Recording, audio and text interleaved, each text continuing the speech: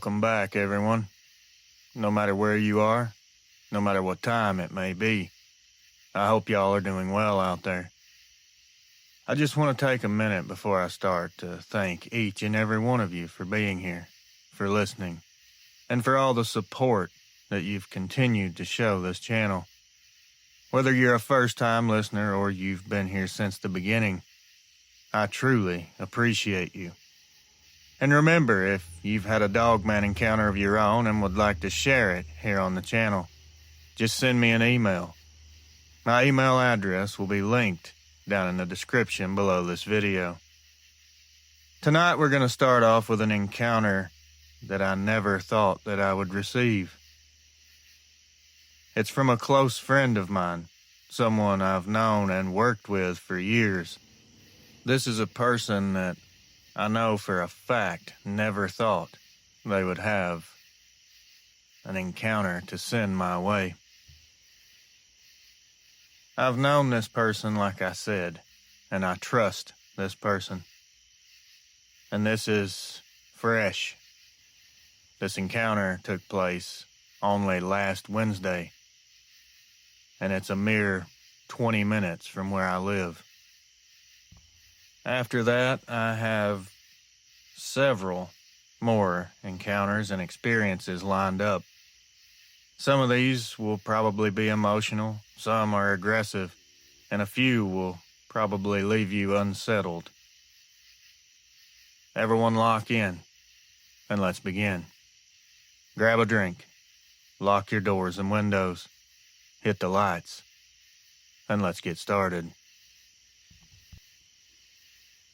Last Wednesday evening, around 8:45, 8:50, my mom hollered from the kitchen and asked where Nala was, my German Shepherd. She said she'd seen something moving down in the bottom of the cow field. I pulled my boots on and went out to look. From the yard, the shape looked at first like Nala near the fence line, so I called out once. Whatever I'd been watching lifted its head. Right then, Nala came up behind me and bumped the back of my leg. That's when my stomach did that weird drop because whatever was down there wasn't my dog. I hollered again, louder, trying to get its attention. It paused and stared back, and I could tell fast it wasn't one of our animals. I went in and grabbed my rifle and my pistol. The rifle was a .243 with 180 grain full metal jacket, and the pistol was a 9mm loaded with hollow points. I wasn't about to walk anywhere near that field empty-handed. When I got down the fence line and closer, it popped up on its back legs. It stood up like a bear might, but it wasn't built like a bear. It was longer, leaner, more like a German Shepherd stretched out and standing up. Standing, it was about 5, maybe 6 feet. On all fours, it looked like a big dog. Only not a dog. Without even thinking, I shouldered the .243 and pulled the trigger. I hit it dead center. It dropped hard and went down for a few seconds. For a second, a stupid little second, I thought maybe that was it. Then it rolled and popped back up like something immortal. That's when it made a sound I'll never forget. The closest thing I can say is it sounded like a woman dying. A high, terrible squeal that dug into me worse than the shots did. It dropped to all fours at this point and took off. I fired at it with the 9mm as it moved. I hit it at least 2 more times. It didn't stumble like an animal would. It just left. It cleared a 5-foot fence without any trouble and slid into the trees like it was nothing. I went back to the spot where I thought I'd hit it the first time and found one small puddle of blood, maybe the size of a matchbox car. That was it. There was no trail, no drag marks, no prints, nothing to show where it went. Just that single spot of blood. People will say mountain lion or coyote or maybe a bear. I thought all of those things as well. But none of that explains how it stood and kept coming. A cat would have bolted when a man showed a rifle. A bear would have been obvious. This thing could stand on two legs and then go down to all fours, and it moved with intention. It wasn't clumsy or confused. It stepped like it had a place to go. I'm not trying to make some big story. I'm telling you because it happened and because that sound it made when I hit it. I just can't explain that. I don't know what can take a .243 and a couple of 9mm rounds and still run off. Maybe it's something tougher than a normal animal, or maybe something else. I don't have answers. Just what I saw and what I heard. That's it. That's the whole thing. Alex. I don't know if you'll even believe me. Most people don't. Not the people I've told so far. But it happened a couple weeks ago. Now I'm jumping at every bump outside because I don't know what's out there anymore. I figured I'd send this in before I talk myself out of it. It was Friday night about 10:30. My wife had asked me to run up to the gas station, and we live in eastern Oklahoma. I was supposed to grab milk and a couple things for the kids. We live a little ways out, so the station is 7 miles down a 2-lane that cuts through woods on both sides. I've driven that road so many times. Never, ever have I thought anything about it at all. I've never been concerned or scared of the woods in any way. I drive an old Silverado. My radio was on, but the volume was low. I was just kind of zoning out. I saw some movement in the ditch on the right side of the road, and out of habit I tapped the brakes thinking it was a deer about to jump out. But what I saw come up out of there wasn't even close. The first thing that stuck out to me was the size of this animal. It was very broad across the shoulders, and it moved with this fluid speed that didn't match anything I know around here. It came up onto the road like it didn't care that a truck was bearing down on it. The high beams hit it dead on. Its fur looked matted, and it was dark black. There were patches on it that almost looked wet. It had a muzzle like a dog, but the body was upright, and it was built like a linebacker. I swerved hard into the other lane to miss it. I heard my toolbox slam against the bed rail. When I straightened out, I looked in the side mirror, and I swear on my kids' lives it was running after my truck. At first I thought I was imagining things, but the speed of it erased that fast. I was doing 45, then 50, then 55. This thing was keeping pace in the ditch, on two legs. I watched it drop to all fours, then it would go back up again like it couldn't decide how it wanted to run. Every time my headlights would hit past a break in the trees, I'd catch a flash of it. It wasn't just chasing me. It looked like it was herding me down the road, keeping me from slowing or turning around. By the time I hit 65, it finally dropped back. My heart was in my throat. I figured I'd lost it, but about a mile later it cut across the road behind me so fast I only caught the shadow in the glow of the taillights. That kept me going. I wasn't about to stop. You would have to be crazy to do that. I pulled in the station, parked under the lights, and just sit there trying to catch my breath. A younger guy working the counter noticed me and asked if I was okay. I told him some big animal ran me down the road. He laughed and said, "Yeah, we get some wild hogs through here, but I don't know if they chase cars." He thought it was a joke. I didn't bother even correcting him. Hogs don't look you in the eye at 50 miles an hour. On the drive back home, I didn't take the same road. I looped the long way through town, even though it added 15 to 20 minutes when I finally pulled in at home.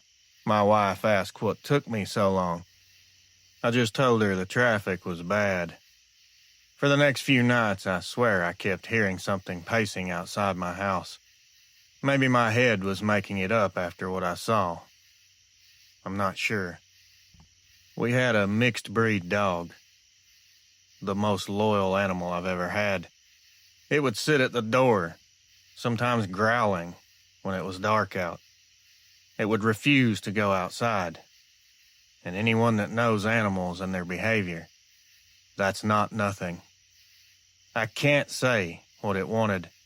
If it really wanted me, it could have come right into the road when I swerved. But it didn't. It ran alongside me like it was proving something. Like it just wanted me to know that that road wasn't mine. That drive has always been my shortcut, but I haven't taken it since. I'll burn an extra few gallons of gas before I roll through there again at night. E. Reels. I've never written into anything like this, but my sister told me about your channel and said if anyone would take me seriously and respect me, it'd be here. What happened isn't easy to classify as good or bad. It's just strange. I live on the coast of Maine, outside of Bath. Our place backs up to a line of pines with a gravel walking trail that runs towards the river. I work evenings at a diner, so I get home late. Most nights I wind down with a walk, just me and my flashlight. I've done that for years. It was the end of May. It was cool out, but not exactly cold. I'd gone about half a mile when I heard something behind me, heavy enough that it wasn't a rabbit or a stray cat. I turned the light back, expecting a neighbor's dog. What I saw, I'll try my best to explain. It was standing in the middle of the trail, upright, maybe 40 feet away. It was very tall, easily over 6 feet. It was standing right in the middle of the trail, upright, maybe 40 feet away. This thing was very tall, easily, I'm guessing, over 6 feet. Its shoulders pushed wide under its fur. The flashlight hit its face and eyes, and it was shining a pale yellow glow. The snout was pretty long as well, the ears pointy and triangular like a dog. All the check boxes people tick when they talk about Dogman. I froze, and instead of coming after me, it just tilted its head like a curious animal. I expected a growl, maybe a step in one direction or another, some type of movement. But it didn't. It just sat down right there in the middle of the gravel, long arms resting on its knees like it was waiting me out. My brain kept insisting predators don't look like that or sit like that. It stayed like that for about a minute, possibly longer. The only sound was wind moving through the tops of the trees. My breathing was so loud, and I felt like screaming, but I couldn't. Finally, I got out a whisper, not sure why I even tried it. "What do you want?" I swear the ears twitched like it had heard every syllable. Then it leaned forward and sniffed the air in my direction. It let out a low exhale, just air moving out of its lungs. Then it slowly stood up, easy, turned its back to me, and walked off. It didn't seem spooked or anything, really. It just walked away like nothing had happened. Not like I was prey either. The thing just left. When I got home, my legs buckled as soon as I closed the door. I just sit there on the floor in total shock, crying, not understanding what had just happened. For the next week, I avoided that trail. When I finally went back, there were no prints that I could find, just the memory of how casual the encounter was. The part that won't leave me alone at all. The thing could have done anything it wanted. It could have attacked me. It could have followed me home to terrify me even more. But it didn't. It just sit. It chose to sit. And that choice, for some reason, bothers me as much as if it would have acted aggressive at all. I keep replaying that moment, sitting there on the gravel like it was watching me the way I was watching it. Was it curiosity? Was it toying with me? Or did it just want me to know? Did it want me to see it? I don't have those answers. I only know that that trail just doesn't feel like mine anymore. Anonymous. Hello, Reels. Now, mind you, I don't tell this story easy. Even writing it, I feel like I'm betraying my dad in some way. But I've carried this for far too long. I grew up on a farm in southern Illinois, the middle of nowhere. Cornfields, soybeans, trees so thick you couldn't see 10 feet in front of you. My dad was the kind of man who believed in fixing everything with his own two hands. He worked, dawn to dark, every day of his life. To me, he was unshakable, the kind of man that was not scared of anything. When I was 12, one summer evening, I found out that was not true. Dad had me out helping him feed cattle. The sun was going down, one of those orange skies. We finished dumping the feed and were heading back toward the house when the cows suddenly spooked. Not just one or two of them, the whole herd. They started pressing against the fence, bawling, their eyes rolling. I'd never seen them act like that. Dad grabbed my arm and said, "Stay behind me." That's when it came out. At first I thought it was a man standing at the edge of the trees. But when it walked into the light, where I could see better, I noticed it was tall, and it was covered in fur, its muzzle catching just enough light that I could see the length. Its head was that of a wolf, of that I'm certain. The head turned slow and the eyes reflected back like a wild animal's, only they were too high up off the ground, and they were amber. Dad had an old 30-30 that he always kept. It was mostly for coyotes and other critters that would cause problems. His hands didn't shake, but I could hear the tremor in his voice when he told me, "Get back." That was the first time in my life I heard fear in him.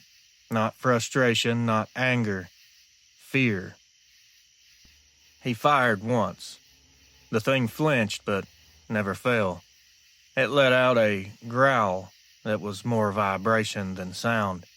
It started toward us on two legs, then dropped to all fours and closed the distance like nothing should be able to. This seemed like some kind of supernatural movement.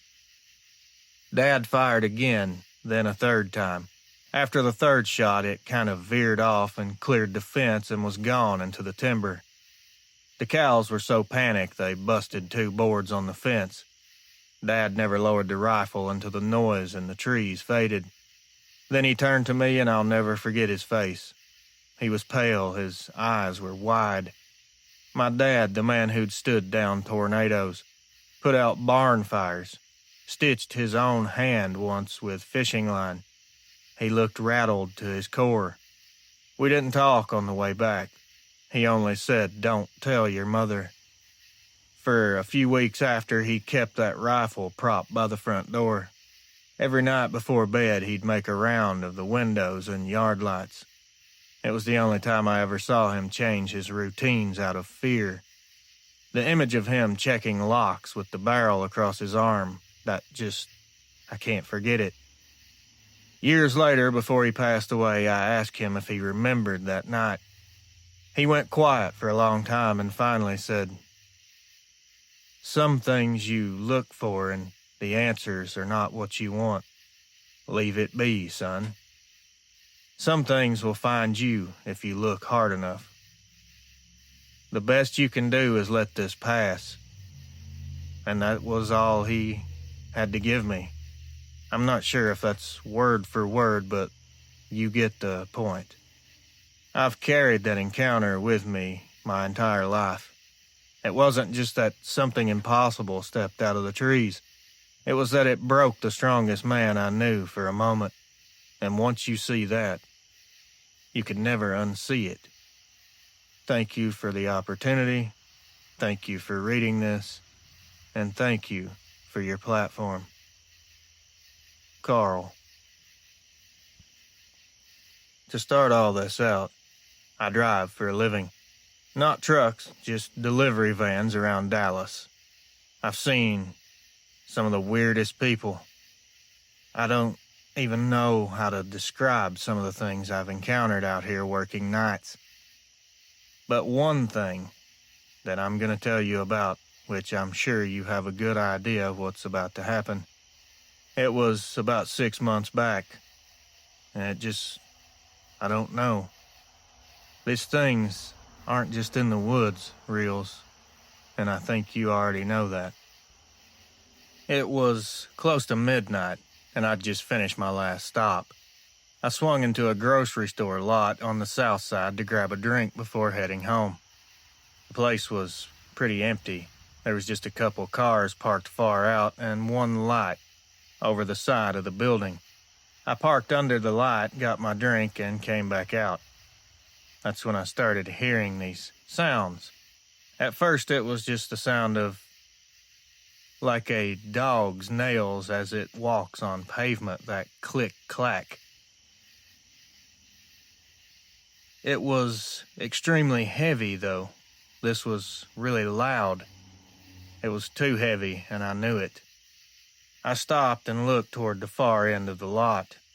There was a shape crouched low between two carts, bigger than any stray dog. I thought, is this a huge coyote? Do they get that big? We get them sometimes in the outer neighborhoods, but I'd never seen one this size. As soon as I reached for my door handle, this thing rose up. Not all the way at once, but it's weird how it rose. It was in this rolling way. Its shoulders came first, then the rest of it until it stood on two legs. This thing was absolutely huge, and its eyes glowed this pale green. They were glowing and had a shimmer like glass. I slid into the van fast and hit the locks. I wanted to believe that this wasn't real. I cracked my window to listen. I heard those claws clicking again and slow, steady breathing. Now, make no mistake, this wasn't like a dog panting. This was long draws of air and heavy exhales. I could hear them from that distance away. That tells you how big this creature was. It was walking. I noticed its arms were swinging slightly. I threw the keys in the ignition and the sound must have set it off because it broke into a run. The claws went from clicks to rapid-fire taps that were getting louder as it moved. I floored it, swung wide, and checked the mirrors. I saw it chasing just far enough to keep me in sight. Then it peeled off and cut between the back of the store and the dumpsters. I didn't stop. I went all the way to the freeway with the pedal to the floor. The strangest part is the cameras. A week later, I asked a buddy who works maintenance there if the lot cameras caught anything that night. He said one of the back feeds glitched on that night. It froze for a full 2 minutes, then skipped ahead like it had just been meant to do that. I've never seen anything like it, and he said that was very uncommon for a camera to do that. But he laughed it off and said, lucky for you, it's probably just a big dog. I know what I saw, even though he tries to tell me that I'm talking nonsense. But dogs don't rise up like a person, and they don't chase vans across a parking lot like they own the place. Since then, I've started parking under the brightest lights I can find, no matter where I go. I still make my runs, but when I have to stop or decide to stop at that grocery store lot, I just keep a watch. I stay vigilant because I know what I saw, and I know it could still be close by. You never know with these things, they seem to be unpredictable. Thank you, Reels. Anonymous. Reels, you're the only person that I would be willing to do this for. I don't like talking about this at all, but I guess if it helps me or someone else, it'll be worth it. Now, my encounter isn't one of those I saw something in the woods type of stories with fireworks. It's small, it's stupid, and that's what makes it worse. It was late November, cold enough the porch boards squeaked when you walked on them. My wife was inside putting the baby to bed. I'd do the last check, lock the kitchen door, shut the garage, haul the dog bowl inside. My dog, lots of people have one, I guess. It's a German Shepherd. It seems odd that a lot of people that send in their emails, a lot of them do have German Shepherds. I guess it's more common than I thought. My dog was older and slower, but she always did the loop with me. When we got to the back door, she froze at the edge of the porch and stared out over the yard. Her hackles weren't up the way they do for raccoons. She was watching something. I just took it upon myself to say, well, it's probably a deer, or it could be another raccoon. Just an animal. Nothing to worry about. So I leaned over the rail and looked through the yard with my phone light. I didn't see anything, just the neighbor's fence and the dark trees beyond that. I bent to call her name, and that's when I heard the breaths. Not from out in the yard, but right under the porch, like someone standing on the ground breathing up through the cracks. Slow breaths that made the boards hum a little. I stood up because it felt wrong for me to stay there. The dog didn't move. She kept looking at the gap near the steps. There's a gap in the porch where the old dog used to squeeze under to hide from storms. I crouched and looked through. There was nothing at first, just the usual spider webs and old soda can. Then, when the phone lit, something dark pressed against flat dirt. It was partially tucked under the skirting. It was a paw print. I don't mean a neat paw print. It was a hand-shaped print, long with 4 narrow digits and a little crescent shape at the tips where nails had dug into the ground. It was close enough that if you reach under, you could have touched the pads. I should have went back inside right then and there, but I didn't. Curiosity got me. I'm not sure why I wanted to know. Maybe I thought there'd be tracks leading away, proof that it came and went. I crawled under and looked deeper, following the scuff marks. They led inward, not out, like whatever had been under the porch had been pressed forward and then pushed back with its front limbs, moving along the dirt toward the house. The prints stopped under the center beam. There was a smudge on the beam where something dark had rubbed against it, like an arm or a shoulder. I ducked out and called my wife by the side door. She came out in her slippers, and I told her real slow, "There's prints under the porch." She looked at where I pointed and didn't say much, took the dog and went back inside. She didn't want to see it, and maybe she was smart. I stayed out because I wanted to be sure it wasn't a raccoon or a possum. I should have been smarter. I slept in the living room that night, and every little noise made my muscles jump. About 3 in the morning, I woke up because the dog was whining softly from the hallway. I went out to the kitchen and found the back door closed tight like I'd left it. The porch light was off. I figured I'd just over-exaggerated the size of those prints. So I just went back to lie down. In the morning, the sun made the yard look like any yard. I went outside with a coffee to show my wife. The prints were still there under the porch, but the weird thing was something else sitting on the top step like it had been left there for me. It was a small, muddy wooden block. One of the baby's blocks that had gone missing weeks ago. We'd searched the house for it and never found it. It was the block that you buy cheap at the store, painted blue and chipped. I had no idea how it got outside. The block was dry on one side and had damp dirt on the other, like someone had set it down and then just walked away. I put the block on the kitchen table without saying anything and went to rake leaves. My wife pretended not to notice. We avoided what we knew was strange. Later that day, she told me she'd stared at the block and felt foolish, like she was being made fun of. She took it outside and tossed it in the trash, then just said nothing else about it. That night, she moved the baby's bed against the wall and pushed the dresser in front of the window. Not that it should have done any good. A week later, I checked under the porch again. The prints were gone.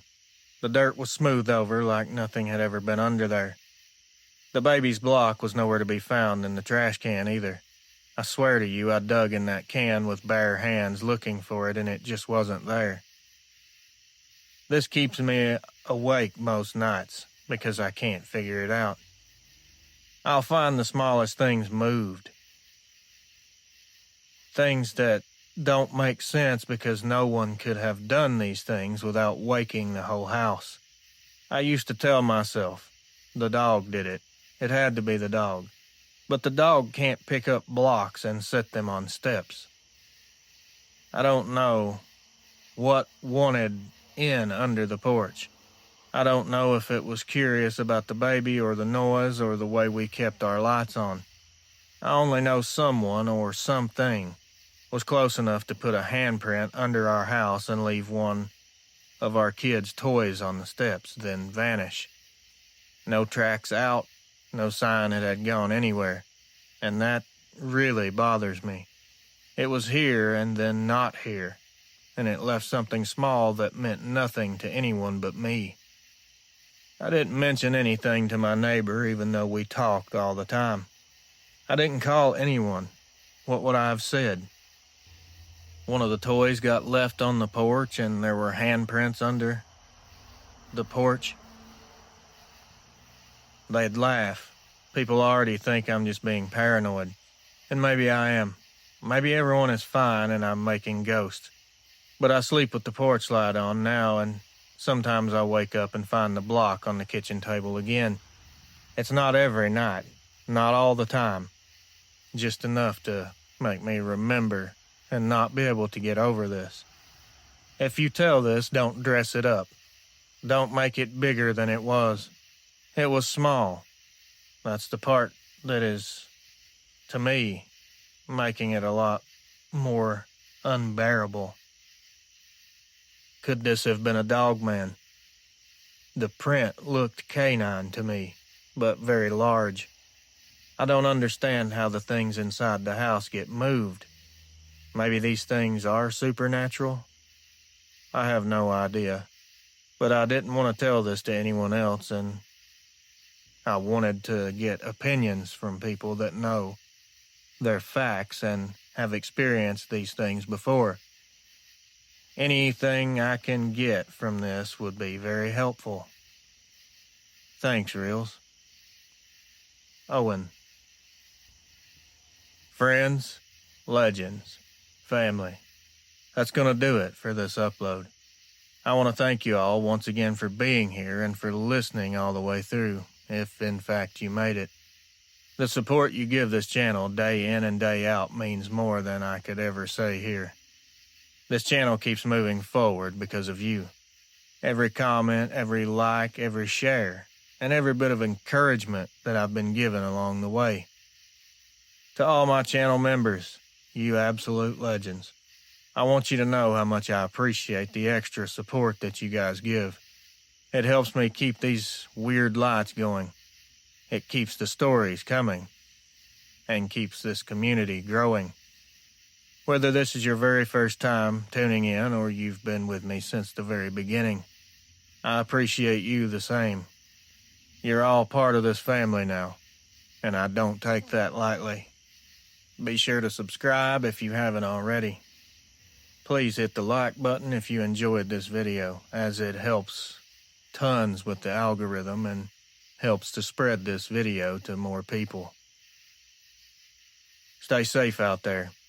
I love each and every one of you. Until next time, my friends, watch over your loved ones, keep your head on a swivel, and as always, good night.